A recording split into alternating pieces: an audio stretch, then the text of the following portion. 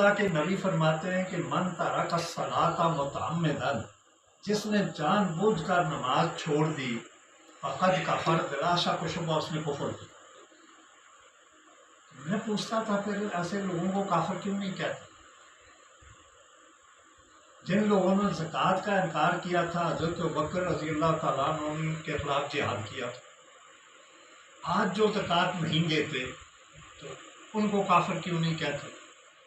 عبداللہ بن ابی جو منافقوں کا سردار تھا، اس کا ایک پورا ٹولہ تھا، مسلمانوں میں گھسے ہوئے تھے، تو یہ اس کو کافر کیوں نہیں کہا گیا کہ منافقون کے نام سے سورت نازل ہوئی ہے، درجنوں بار وحی نازل ہوئی، اور قرآن میں اللہ بتاتا رہا کہ یہ دشمن ہے اللہ کے رسول کے، اللہ کے دین کے اور مومنوں کے دشمن ہیں۔ پھر اللہ فرماتا ہے ان المنافقین فی الدرک الاسفل من النار، منافق جہنم کے سب سے نچلے خطے میں۔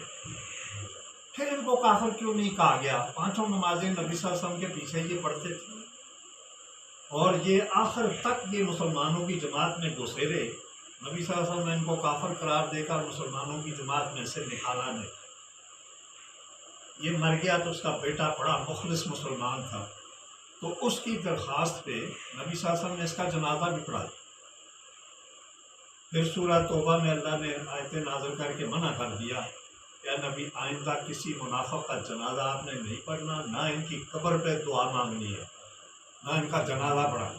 آپ 70 بار بھی جنازے پڑھائیں، اللہ ان کو کبھی نہیں بخشے گا۔ لیکن یہ ساری زندگی مسلمانوں میں شامل رہا۔ اب ایمان چیز کیا ہے؟ ایمان ہے آمنت باللہ، میں ایمان لایا اللہ پر، و ملائکتہ اور اس کے فرشتوں پر، و کتبہ اور اللہ کی کتابوں پر، اور رسلہ اور اس کے رسولوں پر، و بالیوم الآخر اور آخرت کے دن پر، والقدر اور میں تقدیر پر ایمان لایا، خیری و شرری من اللہ تعالیٰ، یہ برائی اچھائی سب اللہ کی طرف سے، والبعث بعد الموت اور موت کے بعد دوبارہ زندہ ہونے پر ایمان ہے۔ یہ 7 باتیں، ان کو جو شخص ماننے کا اعلان کر دے وہ قانونی طور پر مسلمان ہو گیا، مومن ہے۔ ایسے شخص کو کافر نہیں کہنا، اور بڑی کڑی شرطیں ہیں، یہاں تک کہ ہمارے فقہاء نے لکھا ہے کہ ایک آدمی میں 99 علامتیں کفر کی، ایک اسلام کی ہے، ہم وہ ایک مراد لے کر اس کو کافر کہنے سے بچیں گے۔ ایک طرف ہمارے ہاں بڑی بڑی جماعتوں کو جن کے ساتھ ہزاروں نہیں لاکھوں افراد وابستہ ہیں، ان کو بے دھڑک کافر قرار دے دیتے ہیں۔ تو یہ تو آگ سے کھیلنے والی بات ہے کہ اللہ کے نبی کا فرمان ہے کہ ایک شخص جب دوسرے کو کافر کہتا ہے تو اگر جس کو کافر کہا گیا وہ اللہ کے نزدیک بھی کافر ہے تو ٹھیک، ورنہ کافر کہنے والا کافر ہو، کفر ایک آدمی پہ ضرور پڑ جائے۔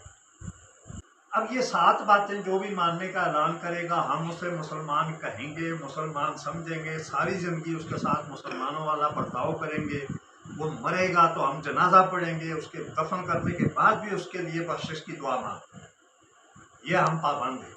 یعنی اس جہان میں جو ہم نے ایک دوسرے کے ساتھ برتاؤ کرنا ہے وہ قانونی ایمان پہ کرنا، کہ جس نے یہ 7 باتیں ماننے کا اقرار کر لیا وہ قانونی طور پر مسلمان ہے، اور ہم اسے مسلمان سمجھیں گے اور مسلمانوں والا برتاؤ اس کے ساتھ کرنے کے پابند ہیں۔ لیکن یہ قانونی ایمان ہے جس کی بات فقہ کی کتابوں میں، قانون کی کتابوں میں کی۔ اللہ نے جو فیصلے کرنے وہ حقیقی ایمان پہ کرے۔ ایمان کے 2 رکن ہوتے ہیں، اقرار باللسان، زبان سے اقرار کرنا، اور تصدیق بالقلب، اور دل سے تصدیق کرنا۔ یہ دونوں چیزیں ہوں گی تو اللہ کے ہاں ایمان قابل قبول ہوگا، ورنہ نہیں۔ محض دل کی تصدیق اور زبان کا اقرار نہ ہو تو اللہ تعالیٰ قطعاً ایسے ایمان کو قبول نہیں کرتا۔ یہ جو تھا نا دل کی تصدیق، یہ ابو جہل میں مبارک۔ میں درجنوں واقعات میں سے ایک واقعہ بیان کرتا ہوں۔ صبح بدر کی جنگ ہوئی تھی رات کے وقت، اس سے پہلی رات ایک صحابی بعد میں وہ مسلمان ہوئے، لیکن اس وقت ابھی کافروں کی طرف سے وہ لڑ رہے تھے. وہ ابو جہل سے ملے اور اس نے کہا کہ ایک تو ہے، ایک میں، تیسری اللہ کی ذات. میں تجھے اللہ کی قسم دے کر پوچھتا ہوں، بتا محمد صلی اللہ علیہ وسلم کو تو کیسا انسان سمجھتا؟ ابو جہل کہنے لگا اللہ کی قسم وہ ایک سچا انسان. پھر یہ کیا کر رہے؟ صبح جو تلواریں چل رہی ہیں، باپ بیٹا، ماموں بھانجا، چچا بھتیجا آمنے سامنے، یہ کیا کر رہا ہے؟ کہنے لگا دیکھو بھائی، تمہاری اور بنو ہاشم کی ہمیشہ ٹھنی رہی مقابلہ. ہم نے ہر میدان میں بنو ہاشم کا مقابلہ کیا، یہاں تک کہ بنو ہاشم کہنے لگ گئے ہم میں اللہ کا ایک رسول ہے جس پر آسمان سے وحی ہے، تم بتاؤ اس کا مقابلہ میں تلوار سے نہ کروں تو میں کیا کروں؟ یعنی میں تو اپنے قبیلے کے کسی آدمی پر وحی نازل نہیں کروا سکتا. تو یعنی قبائلی ضد کہ یہ بنو ہاشم میں سے کیوں پیدا ہو، میرے قبیلے میں ہوتا تو سوچا جا سکتا تھا. تو دل کی تصدیق ابو جہل کی تھی. ایسے درجنوں واقعات ہیں. ابو جہل نے علادگی میں مانا، اور اس روایت میں تو اس نے قسم کھا کر کہا خدا کی قسم محمد صلی اللہ علیہ وسلم ایک سچا انسان.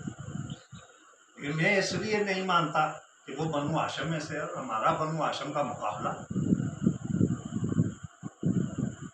تو یہ دل کی تصدیق تھی، زبان سے اس نے اعتراف نہیں کیا تو جہنمی ہو گیا.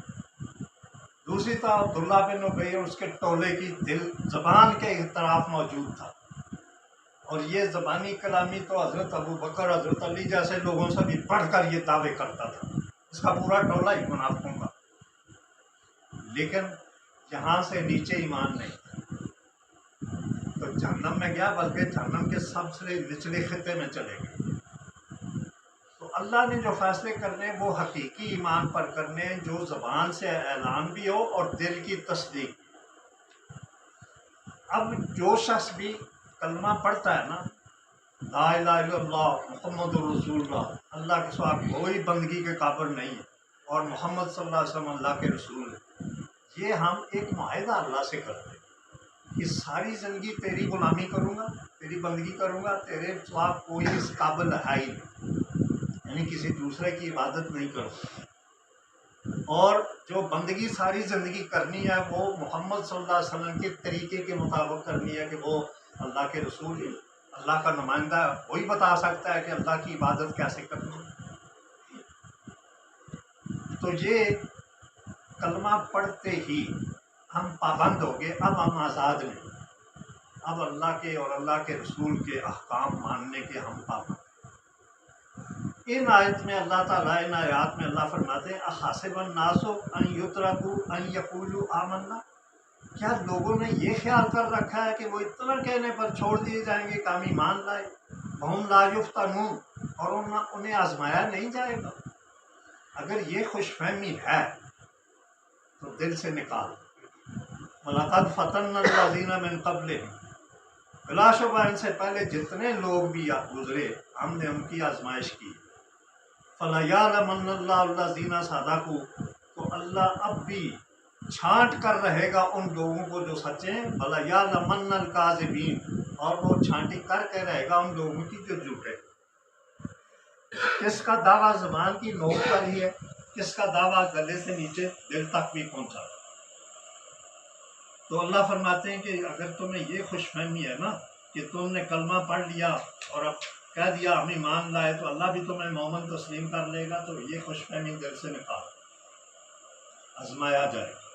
پہلے بھی جتنے ایمان کے دعوے دار دنیا میں آئے ہم نے ان کی آزمائش کی، تو اب بھی اللہ ہر صورت میں چھانٹی کر کے رہے گا سچے کون ہیں جھوٹے کون ہیں. اللہ تو ویسے بھی جانتا ہے، لیکن وہ آزمائشیں اس لیے بھیجتا ہے کہ ہم خود اپنی نظروں میں بے نقاب ہو جائیں. کتنے پانی میں دعویٰ زبان کی نوک سے آئی یا دل کے اندر بھی گیا. اس سے ملتی جلتی ایک آیت میں صورت